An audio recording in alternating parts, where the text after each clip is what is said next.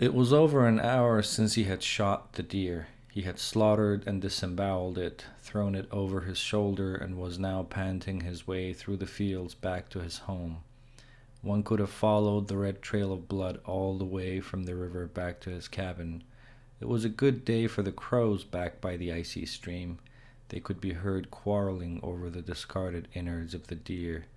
The hunter had one final uphill climb until he got to heave the flesh off his weary shoulders and walk into his lodgings. Subconsciously, he was counting the sound of his heavy exhales, interrupted by his occasional sniffling. He could walk this route blindfolded. He would see his cabin if he looked up, but he kept his eyes fixed on his boots because if he lifted his head and saw the hut that offered him respite from the cold, he would become impatient and run towards it with the 200-pound carcass still on his back. He had done that before. He did not look up, but a feeling told him there was something off about the silence and the lighting of the direction in which he was walking. His cabin had not had a fire lit in it since yesterday evening. He had a habit of putting out the fire just before he went to bed, and whatever remained of the already existing heat, coupled with his body heat under the thick woolen blanket, would have to suffice until morning. He had left the cabin early in the morning without having lit a fire, so the windows of his hut should look blue-black from afar.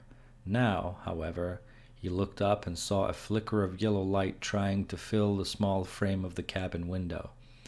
Someone had lit a fire in his stove. He shook his head in annoyance and licked his dry lips. It was Akif. No matter how many times he told that clown not to invite himself into his cabin when he was out hunting, it never worked. He always thought it was a joke. He thought it was funny. He was still the child he would always be. The hunter slammed the heavy flesh onto the snow in front of the cob hut and ran the back of his hand across his brow, hoping to keep the dried blood of his palms from smearing onto his sweaty forehead. He had placed the old rice sack over his shoulders before picking up the deer, but this had not stopped the blood from soaking through the fibers of the burlap fabric. His blood-soaked shoulder absorbed the cold air as soon as the deer hit the ground. He pushed open the door and the warm air of the hut landed on the skin of his face. Akif was sitting in the window seat, leaning against the pillow, holding a half-eaten apple and grinning from ear to ear, displaying his yellow tobacco-stained teeth. "Ah, Oltan, your bloody shoulders tell me you've returned victorious. May God give you some brains, Akif. When are you going to grow up? Coming in here, wasting my firewood to make tea? Pfft." Akif exploded with laughter, and the apple he was munching on almost jumped down his throat. "Lighten up, you grumpy bastard. Come, sit." Akif shoved the rest of the apple into his mouth and hopped off his perch, balancing the totality of his tall frame and his rotund belly on his limber toes. His cheek bulging, he lifted the black kettle off the metal fire stove using an old rag and poured a cup of tea for his tired friend. "Come on, don't be a bitter almond again. I've poured you a glassful. Look, it's red as rabbit blood. It'll liven your spirits." "You didn't come here to pour me tea, Akif," the man said, taking off his jacket of frozen blood and hanging it on a hook. He sat down on the rug. Akif put the glass on a saucer and set it down in front of Oltan, on the old carpet. The steam from the tea squirmed as though it were trying to keep itself warm in the lukewarm air of the hut. The house was small. It had no rooms. There was what one could call a dalan, which was basically a small mudroom that served as a buffer between the cold of the outdoors and the finite heat of the indoors. Other than that, there was only a single living space that served as an all-purpose living room, bedroom, and dining room. The young hunter had gathered up the folding mattress in the morning, but a few pillows and bolsters were still strewn about on the worn rug. He pulled one of the fluffy chicken feather pillows close and leaned on it with his elbow. He let out a muffled groan of relief. He picked up the sugar cube from the saucer, dipped its tip into the tea, watched the tea rush up into the rock-hard body of the sugar cube, popped the sugar in his mouth, and lifted the glass to his lips. As he blew on the tea, Akif's voice assumed the tone that Oltan was anticipating.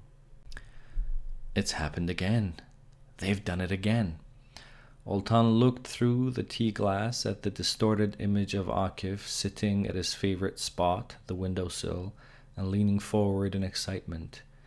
As the heat from the tea cleared from the hunter's eyes, and as he lowered the glass down onto the saucer with a clink, he could tell that his only friend Akif was serious. "Here we go again. You're not letting this go, are you, Akif? Look, this time it's no joke. It's not funny anymore. The Khan has raised the bounty. No more silly child's play. He's not promising toys anymore. I mean, rifle, horse, a palto coat, and a handful of copper coins was all right, I guess. But he's upped the ante. He's promising more. I don't care what he's promising. I'm not interested, and neither should you be at all interested in this shit. You're going to hurt yourself. This isn't your area of expertise. You're the only one I know who can read and write, for God's sake. Stick to your books and bazaar trade.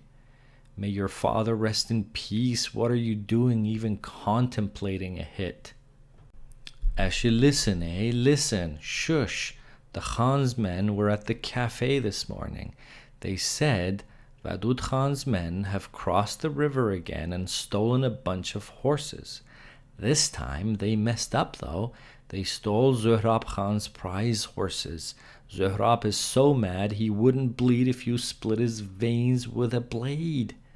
He sent word to the cafe, and to all other villages in the area too, I wager, that on top of the previously promised gifts, he has put a final prize on Vadud Khan's head. Any man who can cross the river and rid him of Vadud Khan's menace, Zuhrab Khan will make filthy rich. Zuhrab promises him land if he wishes to stay and farm, and then this is what got my attention. If a man so wishes, Zuhrab Khan is willing to give the successful assassin enough gold to buy property in the city and start his own business. You know well that neither me nor my testicles itch for this shitty place. May God crumble its bricks to the ground. With all that money, I can take my mother and leave the village. This place has nothing for me. If I pull this off, I get to move out of this hellhole and start a life for myself in Jermi, Ardabil, or who knows, even further away from the cow shit and the flies. I just need your help. You know I can't pull this off on my own. And that just because you're too lazy to work your dad's old land doesn't make this place a hellhole. You don't like working with your uncle in the city because your highness is too high and mighty to bow down low before your cousins. You don't even try to get recruited as a teacher somewhere nearby in one of the villages that has a school. This is the freeloader you are. I know him well. I know the lazy marrow in your bones, boy. I've known the side of you since we were kids, you lazy fuck. You selfish donkey. You're the only one who can teach these kids a word or two, and you're thinking of taking off? And how exactly are you planning on doing this? Which one of your deadly skills are you banking on? Did you ever in your life behead anything bigger than a chicken even? You can't shoot for shit, even if you could shoot. Well, why do you think I need you? I'm not as good a shot as you are? All right, yes, I admit that. But that is where you come in. Come on, brother. Say yes.